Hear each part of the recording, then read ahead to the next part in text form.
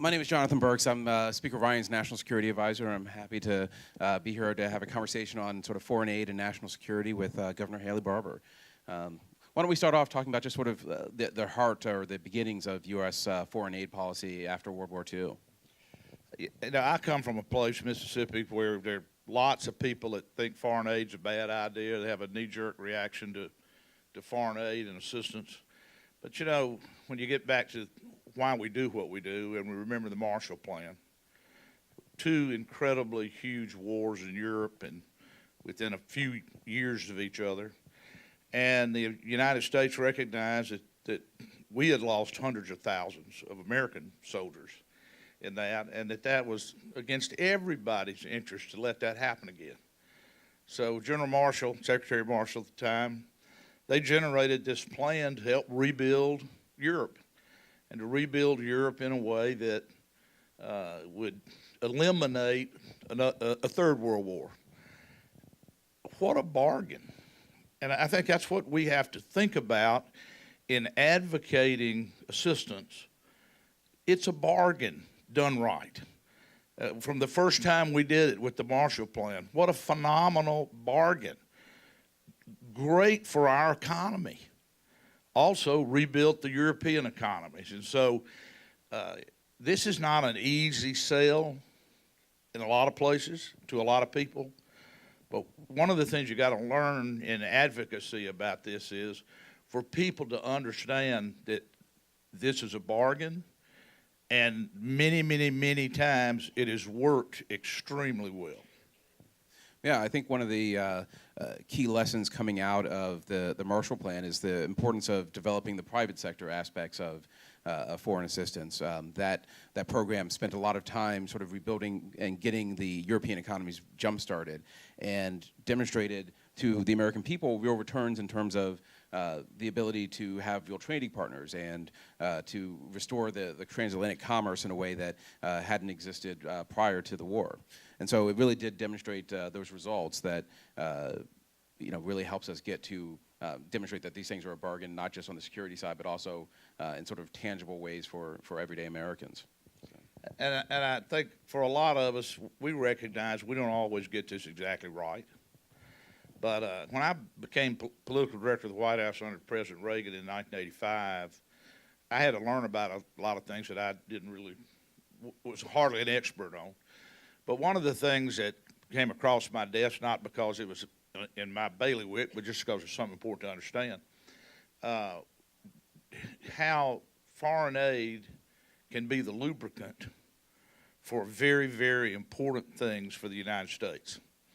And the example to me was Egypt and Israel. You know, after President Sadat signed the treaty with Menachem Begin that ended this period or state of war between Israel and Egypt, we greased it. We paid for it. I mean, essentially, we gave Israel some money every year, and we gave Egypt some money every year. By the time I was in the White House, that amount of money had gone up. But what a bargain. Look, at 1973, we almost were in a shooting war between the Arabs and the Israelis. And there's huge risks to us.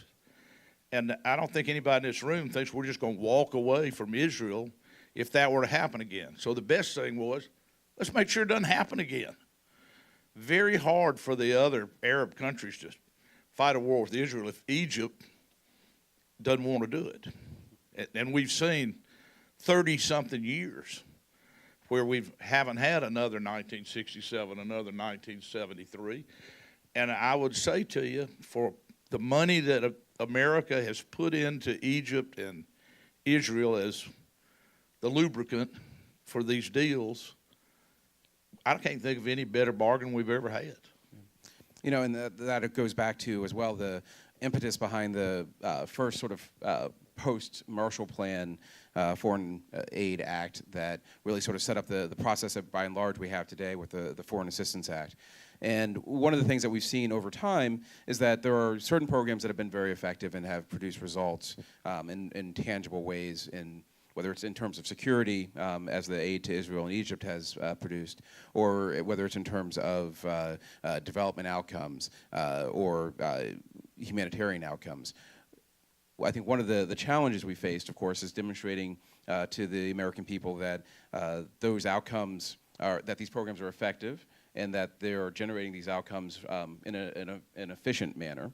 And so one of the big steps that was taken here during the Bush administration was a new model for development assistance through the Millennium Challenge Corporation, which, as with the assistance to Europe, as with the assistance to Egypt and Israel, is built on the concept of partnering with the recipient nation, putting together a real plan for what the assistance is to accomplish, and then having measurable evaluations over time so that you actually have you can go back to the American taxpayer and say, we know we're getting results for this.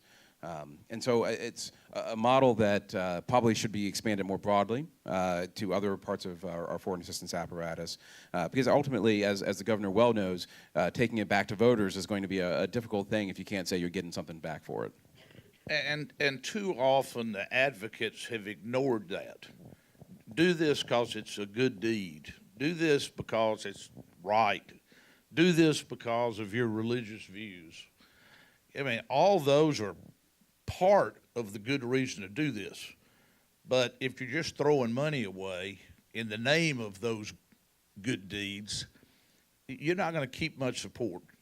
People got to know that what you're doing works, and you and the groups that you belong to and represent have got to be really strong advocates in saying not only to Congressman X, but to Congressman X constituents, and particularly the leadership in his community, in his district, so that he's hearing it from his constituents and not just from organization A, B, and C. Also, I think one of the things I learned from Katrina is, as with aid that we're talking about, there are lots and lots of people who want to help, that know they need to help. Golly, the huge percentage of Americans who gave after Haiti, the Haiti disaster. But part of our job is to teach people how to help. And I'll just tell you a little story about after Katrina. Right around the 1st of November, when I was governor of Mississippi, I walked into the Capitol on the House side, and I heard a voice say, "Haley, Haley." I looked up. Over here is Barney Frank, super liberal Democrat, Massachusetts. To say that we didn't have a whole lot in common would be an understatement. In fact, I'd only met him one time. He and I had been on a TV show a few years before. I'm sure on opposite sides, right? On opposite sides is exactly right. I think it was Crossfire. But at any rate, he kind of waves me over. I went, "Hey, Congressman." He said, "I heard Mississippi presented a disaster assistance plan for recovery from Katrina." I said, "Yes, sir. We gave it to the president yesterday, and we're giving it to the leadership of the House and Senate today." And here, this very liberal Democrat, who I barely know, says, "Send me a copy. I want to write a letter to every Democrat in the House. Send them a copy of the plan and tell them I'm going to vote for it, and I hope they'll vote for it." Now, Barney Frank didn't do that because we were friends or he liked me. He did that because he knew his constituents wanted us to get help. And he also knew that most likely the people that know the best way to help were the people on the ground, and that he felt very comfortable. This is going to be the best plan we're going to get, and we need to go. We did not lose one House Democrat's vote for that plan when it was voted on. I tell that little story because a key way to be successful in advocating for this kind of problem solving is to have credibility, a real solid understanding and plan, because most people want to help, and most people's constituents want to help if they think it really produces the results like John's talking about. Yeah, one step we've taken recently to start trying to demonstrate results to folks is Congressman Poe has a bill that was just signed into law last week on foreign aid accountability and transparency. And so starting I think in 90 days or so, we're going to have a website up that will list every program by country with measurable goals and tie that to the funding levels so that, again, when we're making the case for why aid and assistance is important, we can go back to folks and say, well, here's the data. Here's what actually is we're doing out there. Here's what we're accomplishing, and here's what you're getting for your money. And that sort of reform, I think, is critically important. And frankly, it's one of the things that Congress can do in terms of really reforming the foreign aid process, in terms of broadening out to all of the foreign aid assistance programs, that sort of results-driven methodology. Too often, people think that when we talk about insisting on results, it's about budget cutting. In fact, it's about effectiveness. And it's about being able to justify back to our constituents and back to taxpayers that these dollars are going to be well spent and produce results that change lives and transform lives. Because as the governor said, people want to help. The American people are incredibly generous. The American people, don't blanch at rising to the challenge, but they do want to know that they're not just pouring money down programs that don't work. And unfortunately, for too much of our foreign assistance apparatus today, we don't have the data to back up what we believe is happening. And so hopefully we can, make some progress on that front as well, because as the governor said, when you've got a plan, people are willing to support it, but you've got to have that plan. I was interested in Tom Emmer talking about the Trump administration. First of all, foreign aid is not what I do for a living. We have some clients that are very, very actively engaged, and we try to help them. But what do you think, John, is going to be the receptiveness in the House to the right kind of foreign aid plan? Because I thought Tom was right when he said a Trump administration would be much more engaged with the House than the Obama administration has, because the Obama administration has generally, particularly in his second term, tried to do everything going around Congress. Unlike Bill Clinton, when he had Republican majorities for 6 years, he worked with the Republicans. Ronald Reagan, who I was honored to serve in his White House, huge Democrat majorities in the House every day for 8 years. He worked all the time with the Democrats. I can remember when Tip O'Neill used to come over to the White House, and these two Irish guys, and it was a hoot. But do you think if Trump is, like Emmer says, going to reach out, do you think he'll find a receptive House? Absolutely. I think there's, earlier this year, the House Conference released a Better Way plan for national security and several other issues. And if you go look at what we had in there, a big piece of that was getting Congress back in the business of drafting authorization legislation that deals with foreign assistance and deals with the foreign affairs agencies.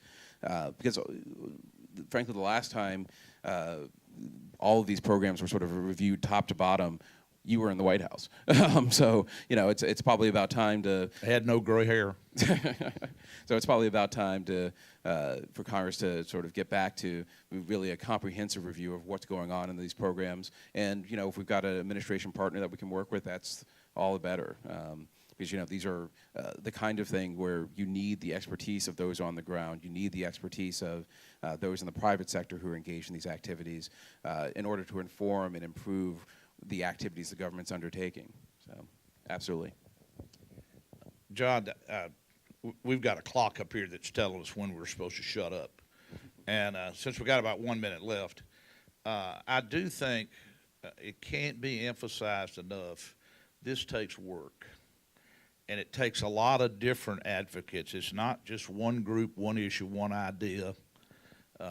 It has to be broader than that. And look, advocacy is good. It's not bad. It's telling people the truth, showing them the results, showing them the need. But the more people you can get involved in it, the more effective you're going to be. And don't start off with the idea that some people are totally off limits for trying to get their support. Remember the Barney Frank story. Yeah, absolutely. I think you will find that you can go to the most conservative office on the Hill and you can make a case that works for foreign aid and foreign assistance if you are making the right arguments to them. And so it really is a matter of having your facts to bear, bring your facts to bear, bringing evidence of what's been effective, what's been tried, and being, modest in terms of not everything's going to work. And so be open to doing pilot projects, or be open to saying, you know what, we tried this way, and this way. The third one worked. The other two probably aren't worth doing anymore. And so being sort of that open and honest about what's effective and what's not, so that people understand that it's not just a blanket commitment to helping people, or blind commitment to helping people. It's a desire to really do things that are going to make a difference. So with that, I think the clock's telling us we're out of time. I don't know if we were supposed to take questions or not, but I guess not. Thank you for letting us be with you. Thank you. Thank you for what you do.